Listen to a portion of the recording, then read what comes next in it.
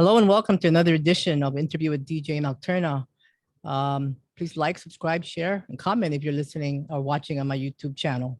My guest is a musician, producer, songwriter, and also a rock and roll photographer, Amo. Hi, how are you? Thank I'm you for great, joining me. thanks.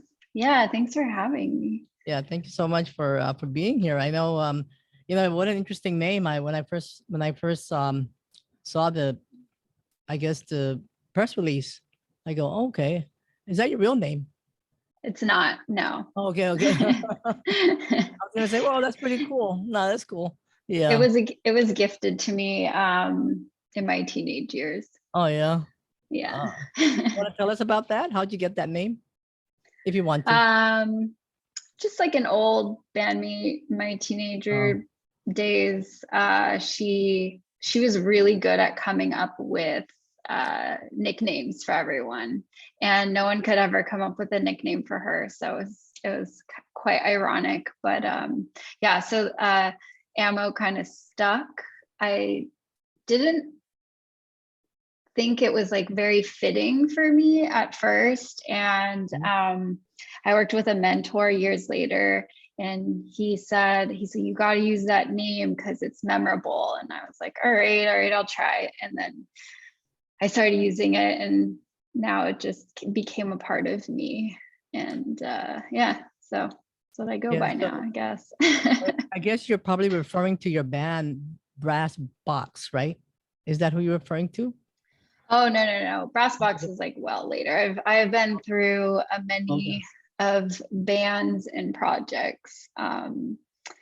Yeah, the early one with a friend was just kind of, I don't know. Yeah, I don't know what it was. Yeah. It's interesting. So your current the band Brass Box, that's a current band right now, right? Yeah, we're I mean, we were playing, or we took a short break after our record came out in 2019, and then right when we were about to start playing again, I think we had a show booked towards the end of March of 2020, and we all know what happened around that time. So we didn't even have a rehearsal and before, because we were like, what's going on? Are we going to play a show? You know, and we kind of just like everything got canceled, and we were like, all right. So we ended up not even rehearsing for that show. And then we just kind of, everyone kind of was just like, all right, what's everyone doing? And I had some music stashed away, and so I met up with an old friend from another old band of mine called Black Flamingo, and he's a drummer, quite an amazing jazz trained drummer, and he does a lot of percussion, and he used to DJ in the 90s, like drum bass stuff. And so we kind of quarantined together and worked on my solo stuff. Yeah, so that's all the stuff you're heing now is what we worked on during the beginning of, you know, that whole thing that happened to the world. Yeah, so I guess what you're talking about is a single that you released early in 2021, right? Rose and Crown. Yeah. So that was the first. I know you directed that, right? And then it was co-filmed by someone named Christopher Slater. Oh yeah. He's an old friend of mine. I just was telling him about my project, and he was like, oh, let me help you film some stuff. And I was like, great. So he helped with all of the more of the abstract footage, and then the stuff of myself I ended up filming on my own, because I ended up moving to Northern California, to the forest. So I only had myself to work with at that point. But we had shot some footage in Elysian Park in Los Angeles before I left. So I had some stuff to work with, which was cool. And the dancer was a friend. I taught Pilates for a long time, and she was a friend at the studio, and she said she would do some dancing for some weird dancing for me in the forest. Oh So I was yeah. like, cool. Oh, that's nice. Yeah. So the B-sides to that, to Rose and Crown, is actually a single. It's a tribute to the late post-punk songwriter and lead vocalist for the Sound, right? Adrian Borland.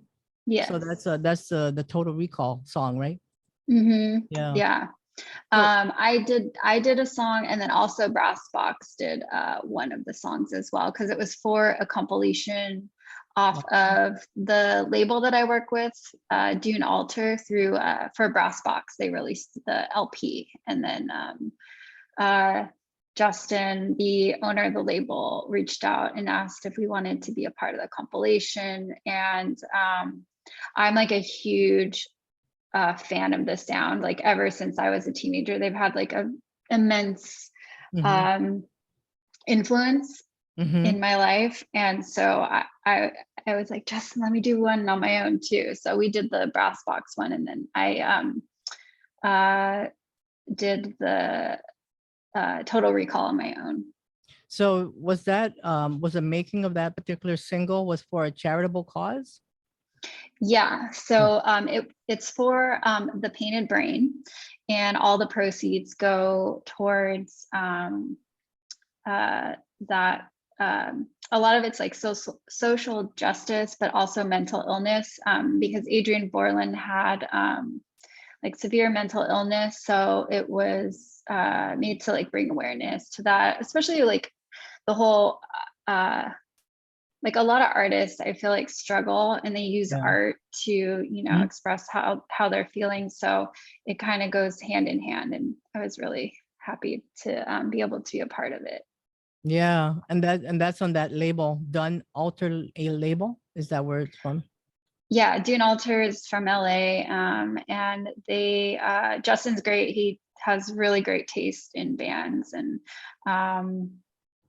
yeah, they've released Glare, the Lungs, I think it's the Ends. I don't know, like the roster is pretty solid. And then the people who contributed to the compilation were like actors, were on there, if I recall, Collapsing Scenery, Thief, and a few other, like it's a really solid you know, body of work, I think. So this isn't your independent work, right? It's just called AMO. Yeah. Your independent work. What are some of your musical inspiration? It's very ethereal like, right? Yeah, I tend to be a very moody person. So I think it's just how I deal with the world, my feelings for I just have a hard time verbally expressing myself, and I feel like that's why my music tends to be so mood driven. And I like layers, and I like how the phonetics of words, like how certain words sound, and I like building and stacking sounds to where they like start to harmonize. And I've been known to have many vocals and guitar tracks and get a little out of control. But I've been trying to, on writing now, I've been trying to kind of like reel it in and not, you know, go so overboard. But I do like to work with like the feedback and like looping certain things and just getting, like, I just want to feel it inside. And that's what helps me kind of build on everything. So you play, I know you play the bass. You play the bass, am I right? Okay. Yeah. Whether do you play any other instruments? Yeah, a little bit of, I play guitar. So on, so Brass Box and most of my previous bands, I've played bass and sang mostly. But this project, I've been playing more guitar. So live, I think I'm gonna play guitar. I haven't really decided fully yet. But but I'm still working on putting together a band so we can start playing live soon, hopefully this coming spring, probably. Yeah. Yeah. Well, I really hope we can get out there soon. Not, to concerts again, opening up, and it's just, Yeah. It's you been know, up and down. I know. Yeah, I'm actually supposed to go to a Nick Cave concert in March, and I hope I can, because Oh, yeah. I got the tickets ready and everything. So I hope that doesn't cancel. Now I know your music is kind of has been described to be a little bit of like some David Lynch influence, I guess. Is that correct? Well, I do like David Lynch, but I would say he would be like maybe a piece of the pie Oh, okay. of my inspiration. I think that a lot of people have said that my music reminds them of Julie Cruz. Oh, So I feel like that's where that kind of oh yeah. influence. There was a song, I guess, because um, David Lynch has been getting into music besides film, and he's also an artist and all of that. And so yeah, I could see that. What are some of your yeah. any favorite David Lynch movies? Um, I mean, everybody likes, the typical Lost Highway, Mulholland Drive, Um, yeah. I like Eraserhead. oh yeah. I don't know. It's like a mix of things. I I don't know. I think it just depends. Some of his early stuff is really inspiring just Right. because of like his the stuff he did in like before he did like full on films and such, like Oh his yeah. shorts. Yeah. I enjoy because it shows his creativity and how much he was willing to do without having the funds, and the means that he I did know. finally get later on. So I really enjoy seeing artists.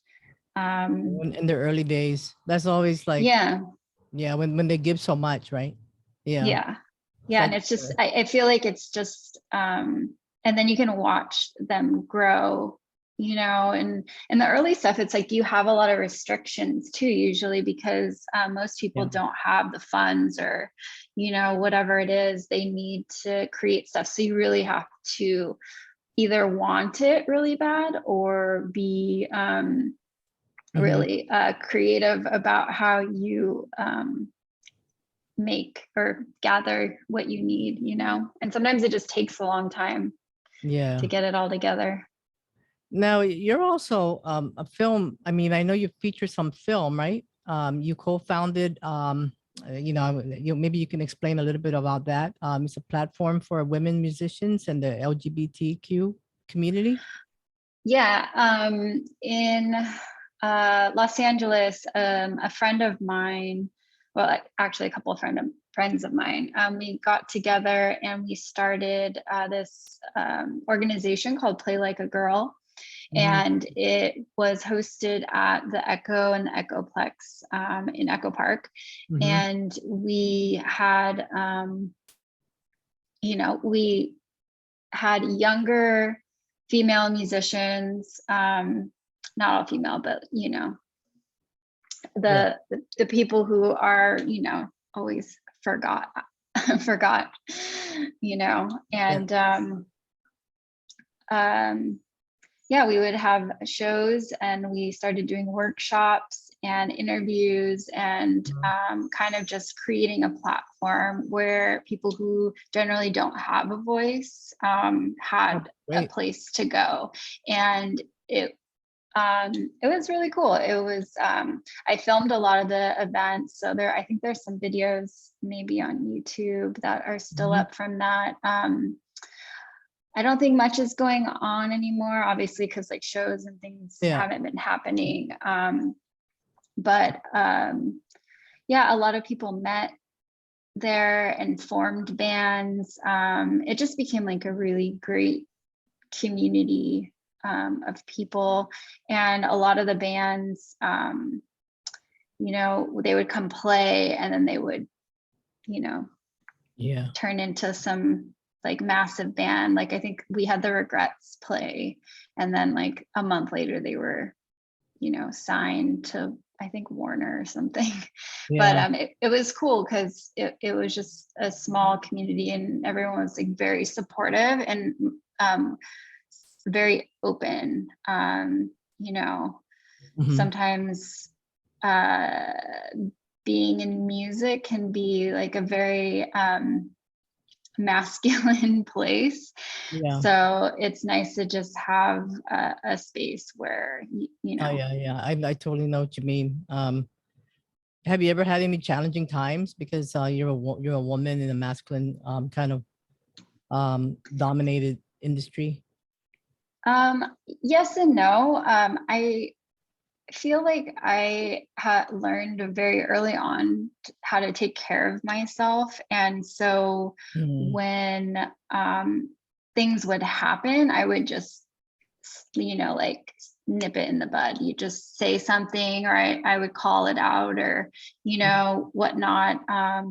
There were times when like my bandmates, especially in brass box, because it's all guys and then me, like a sound person would start talking to one of my bandmates and asking them about like my vocals and Mhm. this and that. And they would be like, oh, we'll talk to her. You know, they'd always like kind of have my back. And so that's always good to have, you know, your bandmates supporting you, or like, you know, Yeah. kind of calling that out. But the Echo,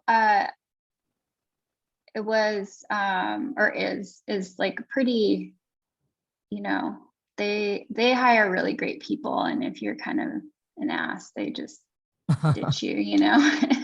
So I never really had any problems there. But when I was younger, I definitely was had some issues. But I kind of drank a lot too, so I could be kind of mean. And I think that kind of like trumped something sometimes, because they'd be like, oh, that crazy drunk girl over there, I'm not talking to her, I'm not going to deal with her or whatever. So I kind of just like slid under the radar a little bit. But yeah, there are definitely times I had to, you know, I either So just like left or whatever, you know. yeah, so I know you're also a rock and roll photographer. You know, what is that like? I mean, that's interesting. You probably get Um, backstage pass. You know, it's funny because I think playing music and shooting music kind of go hand in hand, because Mhm. I just feel like I'm always around all these really creative people. Yeah. And I just always had a camera in my hand. And Yeah. photography I had been doing since I was like, I don't know, 12, 13. Uh-huh. And I used to develop my own film, and I'd work in the dark room. And um, Yeah. so that was really fun. And then I just started going out, and I think I just was like a little shy. Uh-huh. So I think having a camera in my hand really helped uh, break the ice and get to know people, Hmm. and when I was younger. And then I just continued with it. And I have a huge, I just love aesthetics. I like tone and like just visual aids, and um, photography and art. And I think just being able to have that camera to really relate to people, and to also just document Yeah. like what's backstage or behind the curtain. And it's just like fun people, just weirdos hanging out. And I don't Yeah. know, I feel like um, in the early age, it was just me trying to find my tribe, and then Yeah. getting really weird, and I could take photos, and you Mhm. know. And so it kind of became like this crutch that I had, that I was like, oh, I'm a photographer, I can talk to people about this, or it's like a good icebreaker. Um, so I think that's kind of where it started. It was kind of a mishmash, you know, Mhm. like I love art and photography, but also it helped me kind of like break through and help Yeah. me I figure mean, out who I am. when somebody's an artist, I guess they all of those things kind of blend in, you know, with photography, you know, songwriting, and you know, you meet the same kind of people who are creative like you are. Yeah, the industry is just like that, just so cool. Yeah, yeah. So now you have you just released, I think it came out in December, your latest single, right? It's called A Hmm. Cold War City. And this is Yeah. released on a Morning Sun Records. Is that tell us about that label, Morning Sun Uh, Records? it's my own label that Okay. I created just for this project. So Hmm. I'm not sure what I'm going to do with it, but Yeah. for now, I'm going to release everything under that. And it seems to be doing pretty well. So uh, eventually, I'd like to, I have a full record that Oh, is. is that coming out? I That- still have to put some finishing touches on it, but I'm hoping to release it on the label and then possibly do some vinyl if I can get in the queue of, the long list of So people want to. when is the album going to be coming out? I don't know. I Yeah. I was hoping that it would come out in spring, but there's just been a few roadblocks. Everything Yeah. takes a little bit longer than you want it to, especially when you're doing everything on your own. So, So tell us about Cold War City. Tell us what is that about? What's the inspiration behind that particular single? um, that single, there's a lot of different layers Mm, to it. As with like most of my songs, there's always like kind of a thread that gets things going, and then it kind of melds into something. mm-hmm. I don't know. I like to play with words, and sometimes things don't have a direct Oh, meaning. But this one, I kind of started thinking about past memories and how people think about their memories and then potentially create ones that aren't necessarily the truth or what mhm. happened, Yeah, but yeah. then they start to believe them because they just over time, you keep telling yourself a story that maybe is just like slightly off, or Yeah. just a little like embellished, or I don't know. Either way, it can go any direction. And I just think about how many people do that, like Mhm. what I think it's just like a part of being human. And so I just wanted to kind of explore that aspect, but there's also other meanings like hidden in the song. And also I like it when people take on their own meaning for the song, because Mhm. I feel like our past experiences, can bring us to a point where we can interpret things, differently. And so that particular single was co-produced and recorded by Alex Posell. Excuse me if I'm butchering the name. It's Right? okay. Is that right? Okay. And mixed and mastered by Robert Duncan IV. And this is, of course, it's called Cold War City. So it came out last December, and people can find it on your Bandcamp page. And Mhm. you also have a website, Music by Amo. Is Amo, right? That's how it's pronunciation. I always have to ask somebody how to pronounce Oh their yeah, no, it's ammo. It's Amo. like ammunition. Yeah. Ammo. Okay, musicbyammo.com for more if you want more details on that. And then the vinyl, the album will be coming out, so so hopefully by next year sometime, or later this year. This later this year. Yeah. Oh, Yeah. if it's not out by this year, I would be very upset. Yeah. Well, yeah, we look forward to it. And big shout out, of course, to uh, Shauna, Shameless Promotion PR. Yeah, she's Uh, great. Yeah, awesome. Yeah, okay. Well, congratulations on your releases, and hope to talk to Thank you again you. soon. Yeah, thank Yeah, you. thank you for having me. Yeah, let me just turn this off.